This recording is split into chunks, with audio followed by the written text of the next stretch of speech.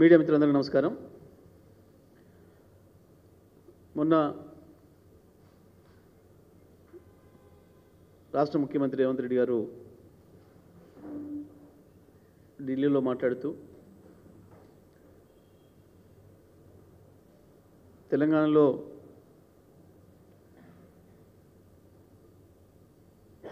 విద్యుత్ బిల్లుల వసూలు ప్రైవేట్ కంపెనీకి అప్పచెప్తామని చెప్పి మాట్లాడినట్టుగా అన్ని పత్రికల్లో ప్రముఖంగా వార్తలు వచ్చినాయి. దాన్ని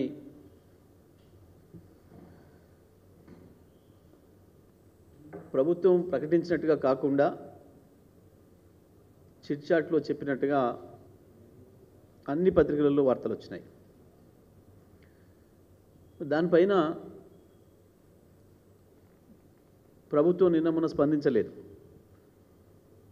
తప్పకుండా ప్రభుత్వం విధానపరమైన నిర్ణయం తీసుకున్నది, అదాని గారికి అప్పచెప్తామని చెప్పి కూడా స్పష్టంగా చెప్పినారు అని చెప్పి వచ్చిన వార్త పైన ఎటువంటి ఖండన కానీ ఇంకోటి కానీ దాని మీద రాలేదు. అంటే దాని అర్థం ప్రభుత్వం నిర్ణయం తీసుకున్నది, తప్పకుండా వారికి అప్పచెప్తుంది అని చెప్పి భావించాల్సి వస్తుంది. ఈ బిల్లుల వసూలు గతంలో కూడా కొన్ని పట్టణాల్లో ఇచ్చిండ్రు, దేశంలో ఉన్న కొన్ని నగరాల్లో అనేక రకమైన చేదు అనుభవాలు అక్కడ ప్రజలకు ఎదురవుతూ ఉన్నాయి, వినియోగదారులకు ఎదురవుతూ ఉన్నాయి. ఇది ఒక ఓల్డ్ సిటీని ఇస్తారని చెప్పి వారు చెప్పినప్పటికీ అది కేవలం ఓల్డ్ సిటీతో ఆగదు, దాన్ని పైలట్ ప్రాజెక్టుగా తీసుకుంటున్నాం అనే మాట కూడా చెప్పిండు. అంటే ఇది రాష్ట్రం అంతా కూడా ప్రైవేట్ వ్యక్తుల చేతికి విద్యుత్ బిల్లుల వసూలు అప్పచెప్పడమే. ఇవాళ మనం చూస్తున్నాం, ప్రైవేటు ఫైనాన్స్లకు సంబంధించి కావచ్చు, ఇతర రకాల కంపెనీల ఏదైనా వసూలు బాకీ పడితే ఎవరైనా ప్రజలు ఏ రకంగా దౌర్జన్యాలు చేస్తున్నారో, ఏ రకంగా వాళ్ళ ఇండ్ల మీద పడి వాళ్ళ వస్తువులు గుంజుకొచ్చి ఇబ్బందులు పెడుతున్నారో మనం చూస్తున్నాం. రేపు తెలంగాణ రాష్ట్రంలో విద్యుత్ వినియోగదారులందరికీ కూడా ఇదే పరిస్థితి తీసుకురాబోతుంది ఈ ప్రభుత్వం. ఒక రకంగా చెప్పాలంటే ఇది ప్రైవేటైజేషన్కి మొదటి మెట్టు. విద్యుత్ బిల్లుల వసూలు ప్రైవేట్ కంపెనీకి అప్పచెప్పడం అంటే మొత్తం విద్యుత్ రంగాన్ని ప్రైవేట్ వ్యక్తులకు అప్పచెప్పడానికి రంగం సిద్ధమైంది. ఇది మొదటి మెట్టుగా మనం చూడాల్సి వస్తుంది. అంటే ఇవాళ పేద ప్రజలకు ఇచ్చే సబ్సిడీలన్నీ కూడా ఎత్తిపోతాయి. గృహ వినియోగదారులకు ఏదైతే క్రాస్ సబ్సిడీ ఇస్తూ వస్తున్నారో గత కొన్ని దశాబ్దాలుగా ఇవి ఏవీ లేకుండా పోతాయి. చివరికి రైతాంగానికి కూడా ఉచిత విద్యుత్ అనేది మర్చిపోవాల్సి వస్తుంది. తప్పకుండా దానికి కూడా మీటర్లు బిగిస్తారు. దీని మీద ప్రభుత్వం స్పష్టంగా చెప్పాలి. ఇది రైతులకు ఉరి బిగించడం కొరకు మాత్రమే జరుగుతున్న చర్య. మరి దీనిపైన ఉద్యోగ సంఘాలు కూడా ఆలోచన చేసుకోవాలి. వినియోగదారులందరూ కూడా, తెలంగాణ రాష్ట్రంలో ఉన్న వినియోగదారులందరూ కూడా ఆలోచన చేసుకోవాలి. గతంలో ఇటువంటి ఒత్తిళ్లు మా పైన వచ్చినాయి, ముఖ్యమంత్రి గారి పైన వచ్చినాయి, ప్రైవేట్ వాళ్ళకి అప్పచెప్పండి అని చెప్పి. కానీ ప్రాణం పోయినా నేను విద్యుత్ రంగంలోకి ప్రైవేట్ వ్యక్తులను ఎంటర్ కానివ్వను అని చెప్పి కేసీఆర్ గారు దానిపైన నిలబడ్డారు. రైతులకు మీటర్లు పెట్టాలన్న విషయంలో కానీ, విద్యుత్ ప్రాజెక్టులను ప్రైవేట్ వాళ్ళకి ఇవ్వాలనే విషయంలో కానీ, బిల్లుల వసూళ్లు ప్రైవేట్ కంపెనీలకి అనే విషయంలో కానీ కేసీఆర్ గారు ఎప్పుడూ రాజీపడలే. ఎటువంటి ఒత్తిడులు వచ్చినా, ఎంత పెద్దవాళ్ళ నుంచి ఒత్తిడి వచ్చినా కూడా ఎక్కడ కూడా రాజీపడలే. ఎందుకంటే విద్యుత్ రంగం రాష్ట్ర అభివృద్ధికి, దేశ అభివృద్ధికి ఎంత ముఖ్యమో, ప్రజల జీవిత అవసరాలకు ఎంత ముఖ్యమో, ప్రజల జీవితంలో ఒక భాగమైన విద్యుత్తును ప్రైవేట్ వాళ్ళకి అప్పచెప్పడం అంటే అది మొత్తం మన జీవితాలని చిన్నభిన్నం చేసే పరిస్థితి వస్తుంది. ఆర్థిక అభివృద్ధి పైన దాని ప్రభావం కనపడుతుంది, దానివల్ల ఇబ్బందులు జరుగుతాయనే ఉద్దేశంతోనే ఎట్టి పరిస్థితుల్లో ప్రభుత్వ రంగంలోనే ఉండాలి ఇదని చెప్పి ఒక సీరియస్ నిర్ణయం తీసుకొని దాని మీద నిలబడ్డారు కేసీఆర్ గారు. కానీ ఇవాళ రేవంత్ రెడ్డి గారి ప్రభుత్వం, ఇది కేంద్ర ప్రభుత్వం మోడీ కనుసన్నల్లో వారి విధానాలను పూర్తిగా వీరు తీసుకొని అవలంబిస్తూ ఇక్కడ అమల్లోకి తీసుకొస్తూ చేసిన చర్యనే ఇది. అది అదాని గారికి ఇచ్చినా, ఇంకోరికి ఇచ్చినా, ఎవరికి ఇచ్చినా ప్రైవేట్ కంపెనీలకు ఇవ్వడం అనేదే, ప్రైవేట్ వ్యక్తులకు ఇవ్వడం అనేదే ఇది తప్పుడు చర్య. ఇది ఎట్టి పరిస్థితుల్లో కూడా ఒక్కసారి ప్రైవేట్ కంపెనీని కనుక మనం రాణిస్తే, అలో చేస్తే తెలంగాణ ప్రజలకి అది దారుణమైన దెబ్బ జరుగుతుంది, నష్టం జరుగుతుంది.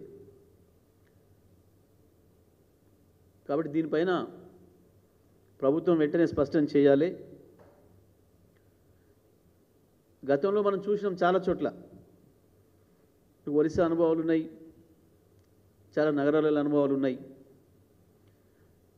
ఇవాళ ప్రజల ఆస్తి, లక్షల కోట్ల రూపాయల విలువైన ప్రజల ఆస్తిని ఒక ప్రైవేట్ వ్యక్తికి కట్టబెట్టి దాని ద్వారా వాళ్ళని ఆదాయం సంపాదించుకోవడానికి అవకాశం ఇవ్వడం అంటే ఇది ముమ్మాటికి తెలంగాణ ప్రజలకు ద్రోహం చేయడం తప్ప ఇంకోటి కాదు. ఒరిస్సాలో కూడా గతంలో జరిగింది. ప్రైవేట్ వాళ్ళకి ఇచ్చిన తర్వాత ఒక సందర్భంలో వరదలు వచ్చి పెద్ద ఎత్తున అక్కడ లైన్లు, పోల్స్ అన్నీ కూడా పోతే మళ్ళీ అది ప్రభుత్వమే చేయాలని చెప్పి ఆ ప్రైవేట్ కంపెనీ కిరికిరి పెట్టి చాలా కాలం కూడా ఇబ్బంది జరిగింది. మరి ఇవాళ అసలు ఇంకొక మాట, వారు అన్న మాట అది పూర్తిగా అబద్ధం. ఓల్డ్ సిటీలో 45% వసూలు అవుతున్నాయి, వాళ్ళు డబ్బులు కట్టట్లేదు అని చెప్పి మాట్లాడి అందుకే ఇస్తున్నాం ప్రైవేట్ వాళ్ళకని చెప్పి మాట్లాడారు. పూర్తిగా ఇది అసత్యం. ఓల్డ్ సిటీతో సహా తెలంగాణ రాష్ట్రంలో 97-98% బిల్లులు వసూలైనాయి.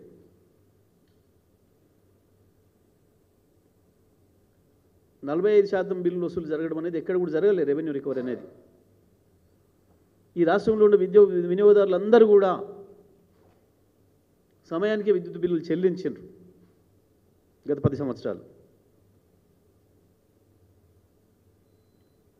కొన్ని చోట్ల కొన్ని సర్కిల్స్లో 100% అయినాయి, ఎక్కడో ఒక చోట 1-2% తక్కువైతే ఉండొచ్చు. కానీ 97-98% తక్కువగా ఎప్పుడు కూడా వసూలు తక్కువ కాలే ఓల్డ్ సిటీలో కూడా.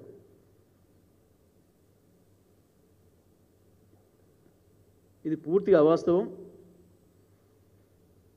ఇది ఓల్డ్ సిటీ ప్రజల్ని అవమానించడం తప్ప ఇంకొకటి కాదు. వాళ్ళు ఎవరైనా మనవాళ్ళు, తెలంగాణ బిడ్డలు, హైదరాబాద్ బిడ్డలు, వాళ్ళని అవమానించే పద్ధతుల్లో మేం ప్రైవేట్ వాళ్ళకి అప్పచెప్తామంటే ఏమనుకోవాలి? దీన్ని ఎట్లా అర్థం చేసుకోవాలి ప్రజలు? ఎక్కడికి తీసుకుపోతున్నారు ఈ రాష్ట్రాన్ని? ఒక దిక్కు సిగ్గరేని బొగ్గు గనుల్ని వేలంపాట వేస్తుంటే ఉప ముఖ్యమంత్రిపై దాంట్లో పాల్గొంటాడు. మేము మా వైపు నుంచి మేము ప్రశ్నించిన తర్వాత BRS party working president KTR గారు ప్రెస్ పెట్టి పత్రికా విలేకరుల సమావేశంలో ఎట్టి పరిస్థితుల్లో కూడా ఈ ప్రైవేట్ వాళ్ళకి అప్పచెప్పడాన్ని అంగీకరించేది లేదు, వేలం ఆపాలని చెప్పి డిమాండ్ చేసిన తర్వాత అప్పుడు భుజాలు తడుముకొని మేము కూడా వ్యతిరేకిస్తాం అని మాట్లాడారు తప్ప మాటలలో వాస్తవానికి చేతలలో వ్యతిరేకించలే. చక్కగా పోయి భట్టి గారు జరిగే వేలం కాడ కిషన్ రెడ్డి గారికి బొకే ఇచ్చి స్వాగతం చెప్పుకున్నారు ఒకరికొకరు. బొకేలతో కొట్టాడుకోలే, బొకేలతో స్వాగతం చెప్పుకున్నారు. మరి వారు ఉండగానే ఆ వేలాన్ని బొగ్గుగని వేలంలో పెట్టిరు, దాన్ని ఆ గనిని, శ్రావణి గనిని తీసేయించలేదు దాంట్లో. ఇప్పటి కూడా చిలక పలుకులు పలుకుతున్నారు. చీకటి దొంగలాగా ఇద్దరు లోపల మాట్లాడుకొని ఆ పని కంటిన్యూ చేస్తూ పైకి మాత్రం మేము వద్దన్నాం, మేము వ్యతిరేకించినాం అని తీయడుపులేటి మాటలు మాట్లాడుతున్నారు. నిజంగా వ్యతిరేకించే వాళ్ళైతే మాలాగా చెప్పాలి. పైగా ఇంకా బీఆర్ఎస్ మీద బుధ జల్లే ఒక చిల్లర ప్రయత్నం కూడా చేశారు. అప్పుడు వీళ్ళే ఒప్పుకున్నారు. ఏ క్షణంలో కూడా మేము ఒప్పుకోలేదు. కేసీఆర్ గారు స్పష్టంగా లెటర్ రాసిండు. హైదరాబాద్లో వాళ్ళు 2 సార్లు వేలం వేస్తే కూడా ఇక్కడ మేము సీరియస్గా చెప్పినాం, మేము అలో చేయమని చెప్పి ఎవరు కూడా వేలంలో పాల్గొనలేదు. చివరికి తీసుకుపోయి వాళ్ళు బెంగళూరులో పెట్టుకుని వేలం పాట ఎవరికో ప్రైవేట్ వాళ్ళకు ఇద్దరికి ఇస్తే కూడా ఎట్టి పరిస్థితుల్లో మేము అలో చేయమని చెప్పినాం. 1 కిలో బొగ్గు కూడా అక్కడి నుంచి తీయనీయమని చెప్పినాం. తీయనీయలేదు. ఇంతవరకు కూడా ఎవరు ముట్టుకోలేదు. అక్కడికి ఎవరు కూడా రాలేదు విచారణకు, ఎంక్వైరీకి కూడా బిడ్లో పాల్గొన్న వాళ్ళు. మొన్న కూడా మళ్ళీ అది ప్రకటించారు కేటీఆర్ గారు, ఎట్టి పరిస్థితుల్లో మేము అలో చేయం, మళ్ళీ 4 ఏళ్ల తర్వాత మా ప్రభుత్వం వచ్చిన తర్వాత కూడా దాన్ని రివ్యూ చేస్తామని కూడా చెప్పినంత సీరియస్గా. మరి మీరెందుకు మాట్లాడటం లేదు? మేము చెప్పిన పద్ధతుల్లో ఇవాళ మేము ప్రభుత్వంగా సహకరించాం, మీరు ఎవరు పాల్గొంటేనే ఎందుకు మాట్లాడతలేరు? మీరు తోడు దొంగలు కాబట్టి పైకి ఏదో పెదవులతో మాట్లాడుతున్నారు తప్ప మీరిద్దరు మనసు ఒక్క తీరునే ఉంది. ఇవాళ విద్యుత్ విషయంలో కూడా అదే జరగబోతుంది.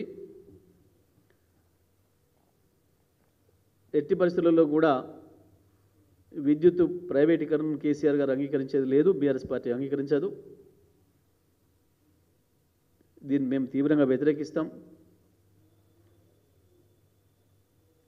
తెలంగాణ రాష్ట్ర ప్రయోజనాల రీత్యా తెలంగాణ రాష్ట్రంలో ఉన్న సామాజిక సమీకరణల దృష్ట్యా ఇంకా అనేక మంది ప్రజలకి సబ్సిడీ అందించాల్సిన అవసరం ఉంది. కాబట్టి ఎట్టి పరిస్థితులలో కూడా ప్రైవేట్ వ్యక్తులకు అప్పచెప్తే సాధారణ ప్రజలపైన నెత్తిన భారం పడి కరెంటు బిల్లులు కట్టలేక మళ్ళీ చీకట్లో ఉండాల్సి వస్తుంది. చీకటి పాలు అవుతుంది మళ్ళీ రాష్ట్రంలో పేదల బ్రతుకు. అందుకే దీనిపైన ప్రభుత్వం స్పష్టంగా చెప్పాలి.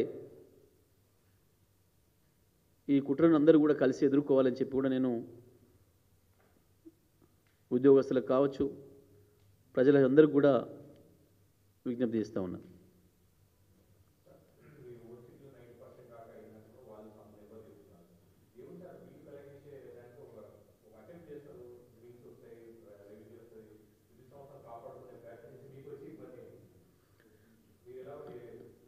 అంటే వాస్తవానికి 98% వసూలు జరిగిందని నేను చెప్పిన మాట మీద నేను నిలబడతా.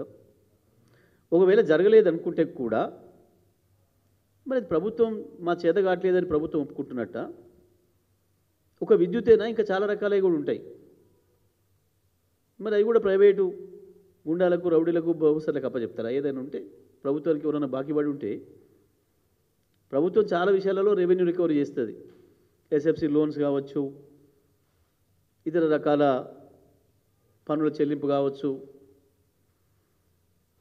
మున్సిపాలిటీలో జిహెచ్ఎంసీలో పన్నుల చెల్లింపు కావచ్చు, నీటి బిల్లుల చెల్లింపు కావచ్చు.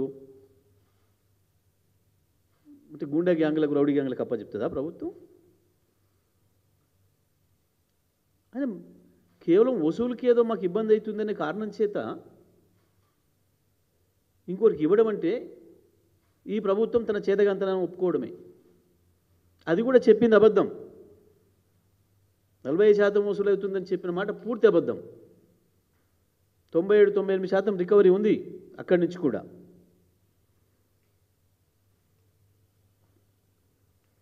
ఆయన మరి నువ్వు చేయలేని పనిని ప్రైవేట్ కంపెనీ వాడు ఎట్లా చేస్తాడు? ప్రభుత్వమే చేయలేని పనిని ఒక ప్రైవేట్ కంపెనీ వాడు చేస్తాడు అంటే దాని అర్థమైంది. ప్రభుత్వం గంత నిస్సహాయంగా అయిందా? మరి ఎందుకు అంత చేతగాని వాళ్ళు ప్రభుత్వం ఎందుకు నడపాలి?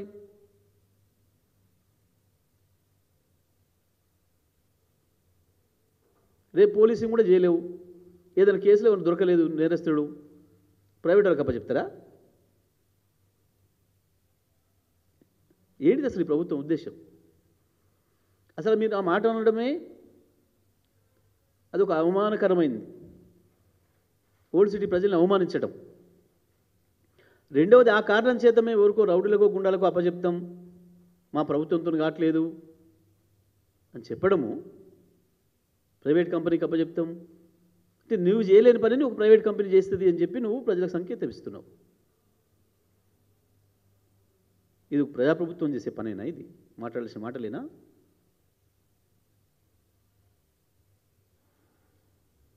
మాట్లాడేటప్పుడు సోయి ఉండాలి కదా. ఏ ప్రజల గురించి మాట్లాడుతున్నాం? మనకు ఓట్లేసి మనం గెలిపించిన మన ప్రజల గురించి ఇంత అవమానకరంగా మాట్లాడతారా?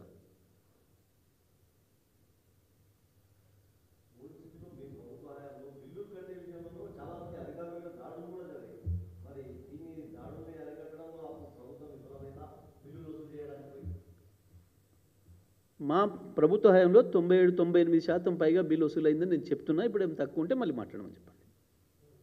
చేసినాను. మస్తుగా పోలీసుల మీద కూడా జరుగుతున్నాయి, చాలా చోట్ల ఫారెస్ట్ డిపార్ట్మెంట్ అధికారుల మీద కూడా జరిగినాయి. వదిలిపెట్టేసిపోతారా? మరి ఫారెస్ట్ కూడా ప్రైవేట్ వాళ్ళకి అప్పచెప్తారా? ఫారెస్టులు అప్పచెప్తారా? పోలీసులు కూడా ఒక డ్యూటీ పోయినప్పుడు ఓసారి దొంగలే దాడి చేస్తున్నారు వాళ్ళ మీద, టెర్రరిస్టుల కాల్పుల్లో కూడా పోలీసులు చచ్చిపోయినరు కాబట్టి టెర్రరిస్టులకు అప్పచెప్తారా? దేశాన్ని, రాష్ట్రాన్ని రౌడీలకు అప్పచెప్తారా? ఈ మధ్య కూడా చూసినాం, నిన్న మొన్న ఎవరు కానిస్టేబుల్స్ మీద ఎవరో దాడి చేసారు, దొంగలు దాడి చేసి ఇంకేదో జరిగిందని, దొంగలకు అప్పచెప్తారా? మీరే బాగా చేస్తున్నారు, మాకంటే మాతో కావట్లేదు, మమ్మల్ని కొడుతున్నారు కాబట్టి మీరే రాండి అడ చేయండి అని అప్పచెప్తారా? ఏమి ఇండికేషన్ ఇస్తున్నారు?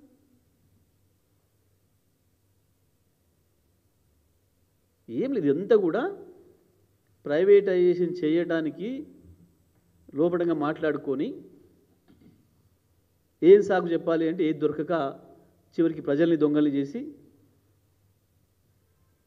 మన ప్రజల్ని మనం అవమానించుకుంటూ ప్రైవేట్ వాళ్ళకి అప్పచెప్పాలన్న కుట్రలో భాగంగా ఈ మాటలు మాట్లాడుతున్నారు.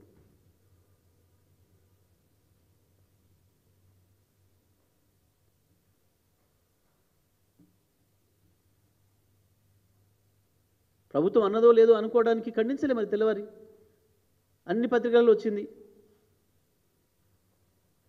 ఓలేదు నిజం కాకపోతే ఎందుకు మాట్లాడాలి?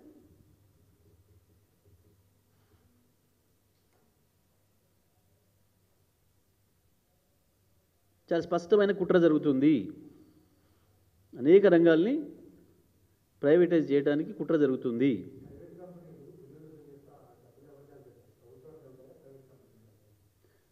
అదే వాళ్ళు ఏ పద్ధతిలో చేస్తారు, దేని కొరకు, వాళ్ళకి ఎంత కమిషన్ ఇస్తావు, మరి మన ఉద్యోగస్తులు ఎందరేం కావాలి, దాంట్లో మన ఉద్యోగస్తుల పాత్ర ఏంది, ప్రైవేట్ వాడికి ఎన్ని డబ్బులు ఇవ్వాలని వసూలు చేసి ఇచ్చినందుకు,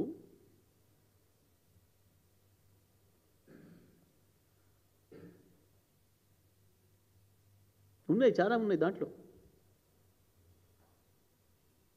ఉత్తానే ఒక అబద్ధం మాట్లాడి ప్రజలపైన ఒకటి నెపం వేసి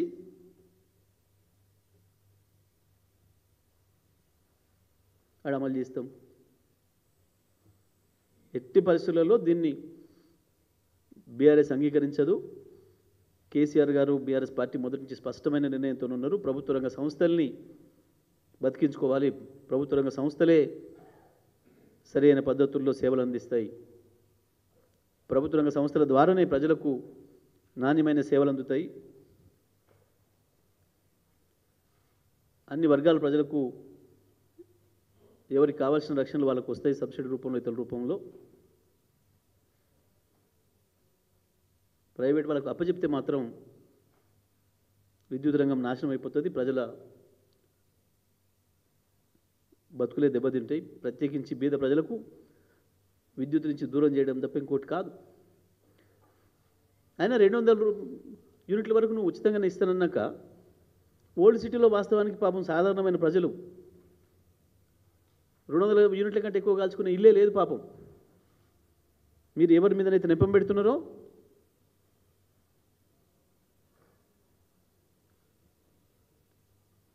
వాళ్ళు ఎవరు 200 పైన కాల్చేటోళ్ళు గారు. ఇంకా ప్రైవేట్ వాళ్ళకి ఎందుకు చేయటం? ఎవరైనా బీద ప్రజలే కట్టలేకపోతే తిండికి వెళ్ళని వాళ్ళు, రోజు కూలికి పోతే కూలి దొరకని వాళ్ళు, ఏదైనా చిన్న చిన్న ఇక్కడెక్కడ ప్రైవేట్గా పని చేసుకొని బతికే వాళ్ళు ఎవరైనా ఒక నెల ఆలస్యమైతే అవుతుండొచ్చు. ఇలా ఏదైనా ఆకస్మికంగా అనారోగ్యం పాలైతేనో ఇతర పద్ధతుల్లో ఏదైనా ఆ కుటుంబ ఖర్చు పెరిగితేనో ఒక నెల కట్టలేకపోవచ్చు పాపం.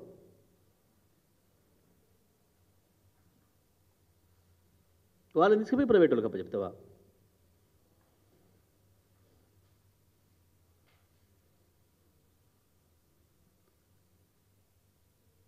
దీనిపైన విద్యుత్ శాఖ మంత్రి మాట్లాడలేదు, ముఖ్యమంత్రి మాట్లాడలేదు. ఈ వచ్చిన వార్తలు కరెక్టా కాదా అని అంటే ప్రజలకి ఇట్లా వదిలి చూస్తున్నారు. ఏమొస్తుంది, ఎవరైనా మాట్లాడరా?